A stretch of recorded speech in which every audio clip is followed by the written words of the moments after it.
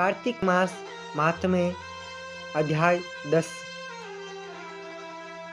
राजा पृथ्वी बोले, हे ऋषि श्रेष्ठ नारद जी, आपको प्रणाम है। कृपया अब यह बताने की कृपा कीजिए कि जब भगवान शंकर ने अपने मस्तक के तेज को क्षीर सागर में डाला तो उस समय क्या हुआ।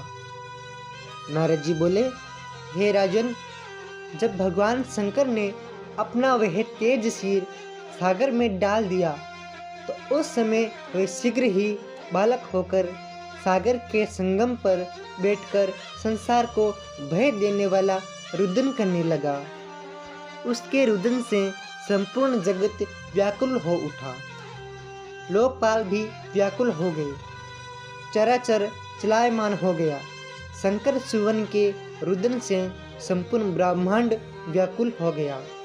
यह देखकर सभी देवता और ऋषि मुनि व्याकुल होकर ब्रह्मा जी की शरण में गए और उन्हें प्रणाम कर उनकी स्तुति करने लगे।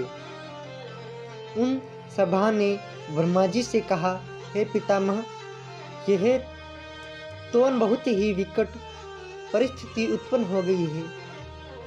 हे महायोगिन, इनको नष्ट कीजिए। देवताओं के मुख से इस प्रकार सुनकर ब्रह्मा जी सत्यलोक से उतरकर उस बालक को देखने के लिए सागर तट पर आए। सागर ने ब्रह्मा जी को आता देखकर उन्हें प्रणाम किया और बालक को उठाकर उनकी गोद में दे दिया। आश्चर्यचकित होते हुए ब्रह्मा जी ने पूछा, हे सागर, यह बालक किसका है? शीघ्रता पूर्वक कहो। सागर विनम्रता पूर्वक बोला, प्रभु, यह तो मुझे ज्ञात नहीं है, परंतु मैं इतना अवश्य जानता हूँ कि यह गंगा सागर के संगम पर प्रकट हुआ है। इसलिए हे जगत गुरु, आप इस बालक का जात कर्म आदि संस्कार करके इसका जातक फल बताइए। नारद जी राजा पृथु से बोले, सागर ब्रह्मा जी के गले में हाथ डालकर बार बार उनका आकर्षण कर रहा था। फिर तो उसने ब्रह्मा जी का गला इतनी जोर से पकड़ा कि उससे पीड़ित होकर ब्रह्मा जी की आंखों से अश्रु टपकने लगे।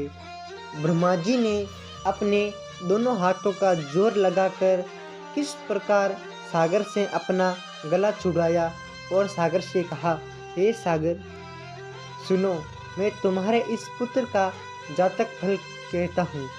मेरे नेत्रों से जो ये जल निकला है, इस कारण इसका नाम जलंधर होगा।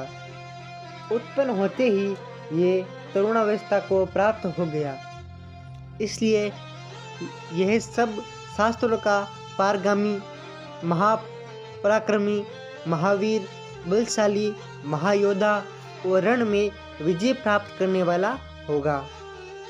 यह बालक सभी दैत्यों का अधिपति होगा। यह किसी से भी पराजित नहीं होने वाला तथा भगवान विष्णु को भी जीतने वाला होगा। भगवान शंकर को छोड़कर यह सबसे अवध्य होगा। जहाँ से इसकी उत्पत्ति हुई है, यह वही जाएगा। इसकी पत्नी बड़ी पतिव्रता, सौभाग्यशालिनी, सर्वांग सुंदरी, परम मनोहर, मधुर वाणी बोलने वाली तथा शीलवान होगी। सागर से इस प्रकार कहकर ब्रह्मा जी ने शुक्राचार्य को बुलवाया और उनके हाथों से बालक का राज्याभिषेक कराकर स्वयं अंतर्ध्यान हो गए। बालक को देखकर सागर की प्रसन्नता की सीमा नहीं रही। वह हर्षित मन से घर आ गया। फिर सागर में उस बालक का लालन पालन कर उसे पुष्ट किया। फिर कालनेमी नामक असुर को बुलाकर वृंदा नामक कन्या से विधि पूर्वक उसका विवाह कर दिया। उस विवाह में बहुत उत्सव हुआ। श्री शुक्राचार्य के प्रभाव से पत्नी सहित जलंधर दैत्यों का राजा हो गया। आगे की कहानी हम अगले अध्याय में पढ़ेंगे।